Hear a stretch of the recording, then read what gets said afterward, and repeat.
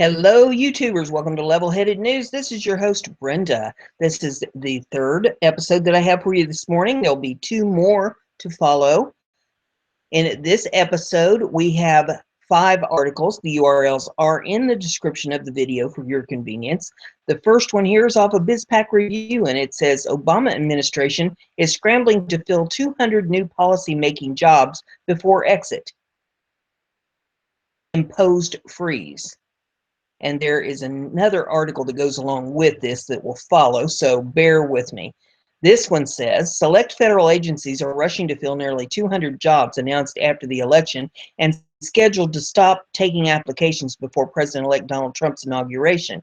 Many of those positions have responsibilities that could influence policy decisions. The administration agreed to impose a hiring freeze beginning December the 1st, according to incoming White House Press Secretary Sean Spicer. Similarly, the White House Office of Management and Budget issued a moratorium on December the 7th that forbade hiring senior executives or promoting non-senior executive service officials. But a list of nearly 200 job announcements compiled from usajobs.gov appears to contradict those statements. Most of those are within the Department of the Interior, or the DOI, and its sub-agencies, though some are for U.S. Forest Service and National Oceanic Atmospheric Association positions. Obama administration appointees thus appear to be filling hundreds of key policy influencing positions before Trump takes office and his staff can hire their own personnel. 35 of the job announcements oddly only accepted applications for between a 2- and 4-day period. 2 openings are for senior executive service positions that violate the White House Office of Management's directive. One of the SES slots, a DOI Associate Deputy Director position, was listed just 10 days after the election and closes 1 day before Trump's inauguration. The other, an Assistant Director opening in the Fish and Wildlife Services, was listed the day after the White House order and closed December 22nd. It's unclear if that position was filled. The supposed freeze on SES hires is standard during presidential transition and is intended to allow the incoming administration to make or approve executive hiring decisions that will impact the agency's performance. OMB spokeswoman Shannon Buckingham previously told the Washington Post. Other roles among the positions could also influence policy decisions. One opening for Bureau of Land Management specialist would review grazing permits to ensure compliance with appropriate federal law. The Bureau of Indian Affairs is seeking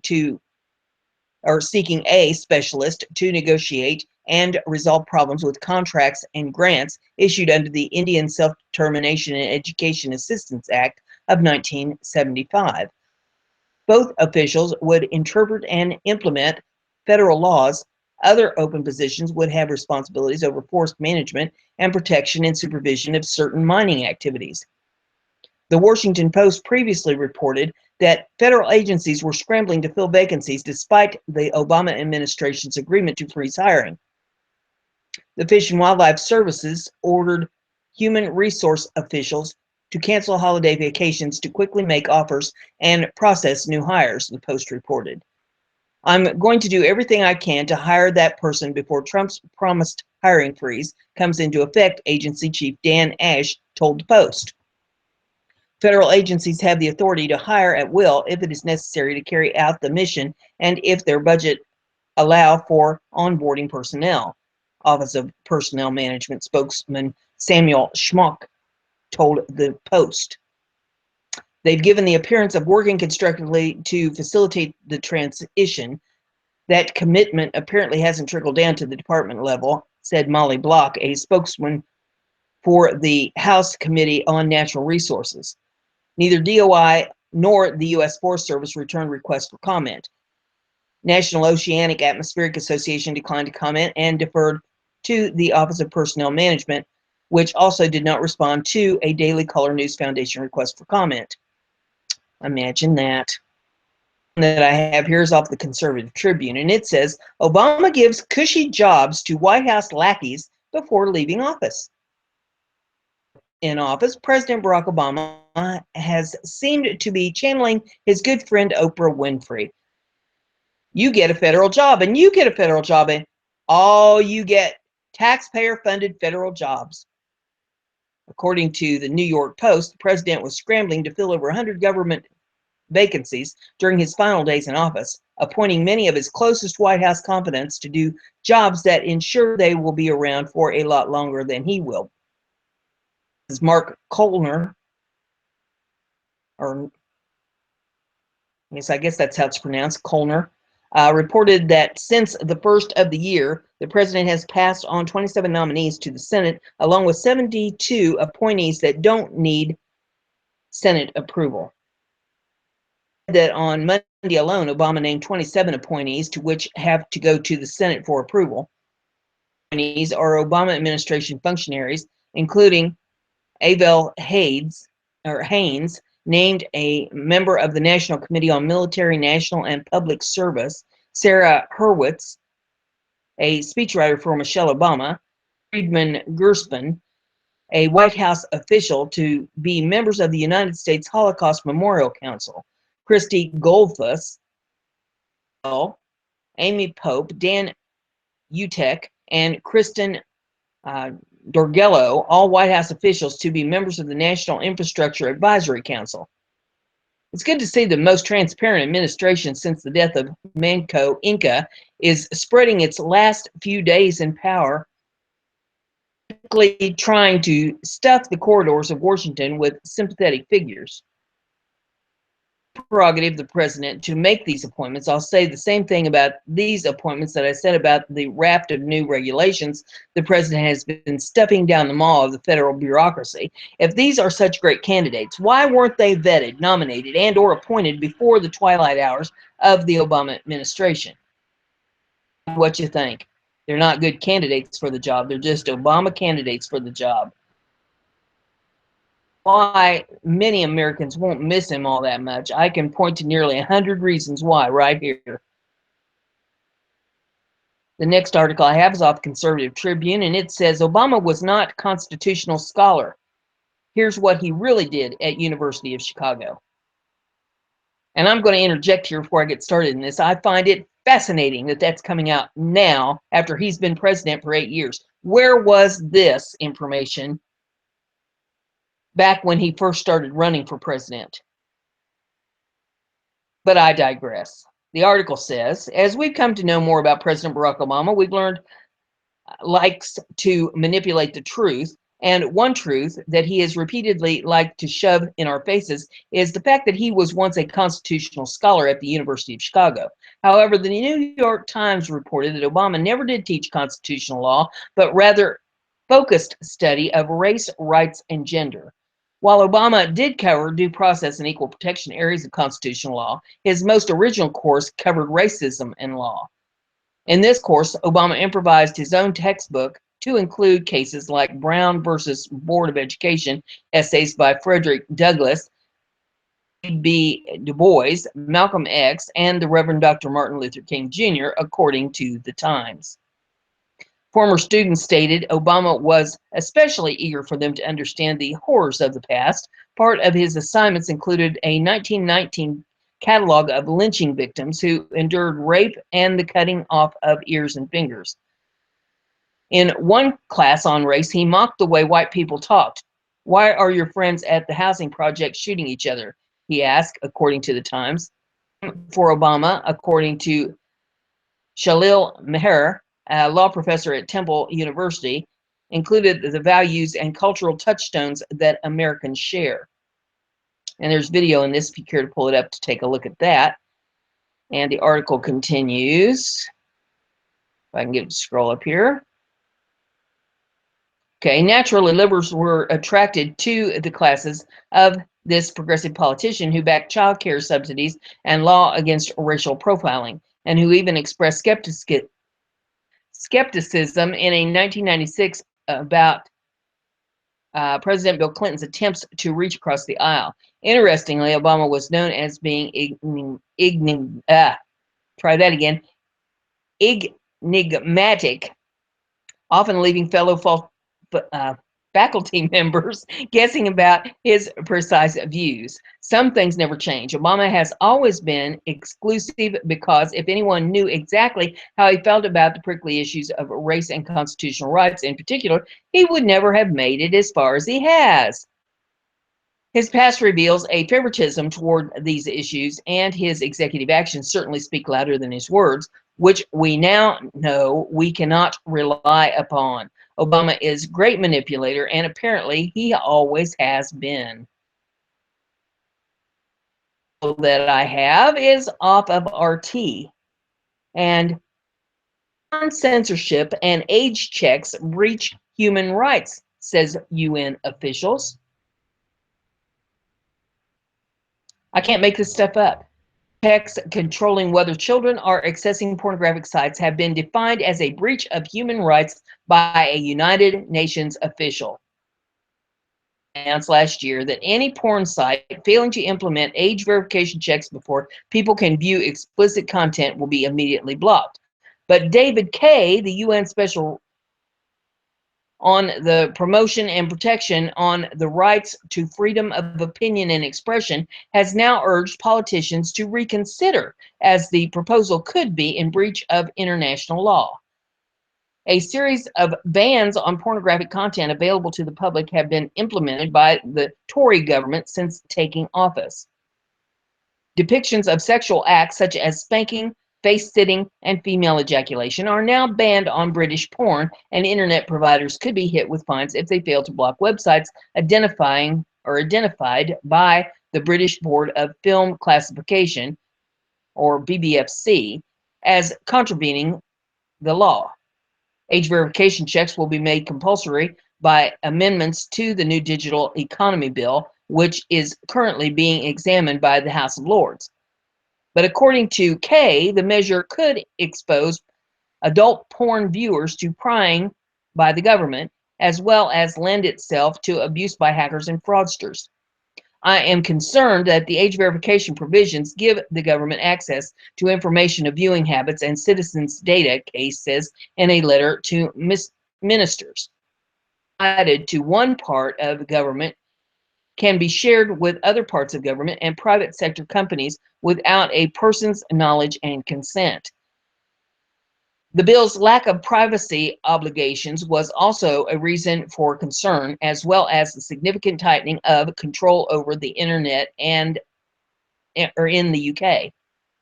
Age verification requirement may easily be subject to abuse, such as hacking, blackmail, and other potential credit card fraud, Kaye added. But former Tory minister Claire Perry told The Sun the UN official was using emotive language, which distracts from an important principle.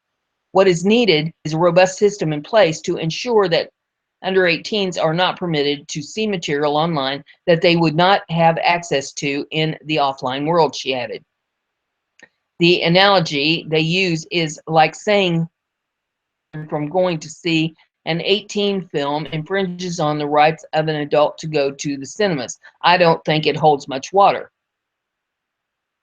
Groups seem most Perry, with the heads of Children's Charities Coalition on Internet Safety, John Carr, saying it's clear Kaye hasn't read what is actually being done because everything he says is wrong. Proportionately, it is in the eye of the beholder, but it's clear that there is a benefit to children in introducing these measures.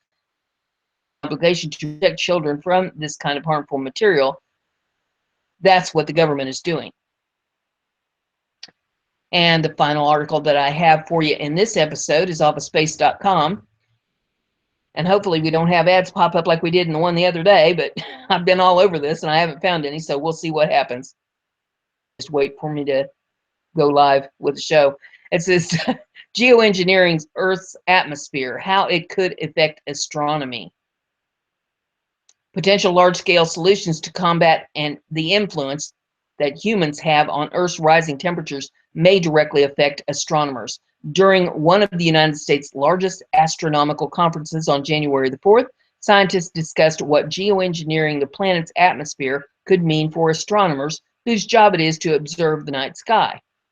Geoengineering refers directly to altering the Earth or its atmosphere to try and lessen the impact of climate change is seemingly unrelated to night sky observation, the panelists argued that it was an issue that astronomers needed to be concerned with. It's an astronomical problem if we define astronomy to include planetary science and evolution, said David Grinspoon, an astrobiologist at the Planetary Science Institute. He was joined by Jane Long, senior contributing scientist for the Environmental Defense Fund, Tom Eckerman, a professor of atmospheric science at the University of Washington, and Mel Ulmer, an astronomer at Northwestern University. James Lowenthal, an astronomer at Smith College, served as moderator. We need to learn how to become a long-term stabilizing factor on this planet, Grinspoon said. To mitigate the most serious consequences of global warming, climate science has warned that the rise in the Earth's temperature needs to be capped at no more than 3.6 degrees Fahrenheit, 2 degrees Celsius. Long-term strategies require reducing the burning of fossil fuels, which puts carbon dioxide into the air, but the panelists said that won't be sufficient to reach the low levels necessary to meet the goals established by Intergovernmental Panel on Climate Change, or the IPCC. One of the dirty little secrets of the IPCC is that it requires negative emissions, Long said, referring to the process of recapturing CO2 that has already been released. No existing models predict staying below the necessary levels, she said, which means that it is not enough to simply stop emitting carbon dioxide.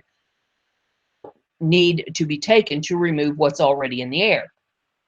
Geoengineering Earth's atmosphere includes several different proposals for removing carbon dioxide from the atmosphere. Methods can lock solid or liquid carbon on or into ground, in trees, or in water. I like fizzy water, and I'm looking forward to seeing lots of CO2 in groundwater, Ulmer joked. Geoengineering also includes methods for reducing the amount of sunlight. The panelists discussed releasing aerosol particles or spraying seawater into the atmosphere to form clouds and launching mirrors to redirect sunlight. The planet's temperature depends on how much sunlight it receives, so changing that amount can keep the planet cooler. Changing the amount of sunlight is more readily deployable than removing carbon dioxide, Ackerman said. Synthetic volcanic clouds, or clouds that hang over the ocean, would reflect sunlight back into space, lowering the temperature. And there's some video you can pull up to take a look at in this if you would like to do so. And the article continues, geoengineering the atmosphere isn't something to be rushed into, however. According to Ackerman, there is no active research program in the United States or Europe that is studying the consequences of geoengineering. Nobody wants to do this, Ackerman said. No one wants to fund it or trying to understand how any of the proposed methods could affect the atmosphere. Those ideas are immediately dismissed from the realm of possibility. That needs to change if scientists plan to actively take steps to reduce carbon dioxide, the panelists said. We can't go out and start this tomorrow, at least not in any responsible way, Ackerman said. He said that he firmly supports the need to do more research before deploying any system to change the environment. That includes studying what kinds of unintended consequences could come from geoengineering. Panel members seemed certain that manipulating the climate on large scales could lead to problems on smaller scales. Changing the entire planet's climate could result in catastrophes at regional levels. We can have a solution that works globally and gets the average temperature down to a safer range, Grinspoon said. It's possible, however, that such solution could kick off a monsoon and cause a disaster for a lot of people, he said. The panel members agreed that geoengineering was only a short-term solution to help scale down the planet's temperature before it reaches catastrophic levels. It's not a long-term permanent solution. Solar radiation management is not a substitute for mitigation, Long said. Adding particles into the air of important ramifications, including affecting how well astronomers can view the night sky. According to Lowenthal, some studies have shown that adding clouds to the atmosphere can increase the brightening of the night sky by as much as 25%. But that doesn't mean it shouldn't be done. Fixing global warming is more important than astronomy, Grinspoon said.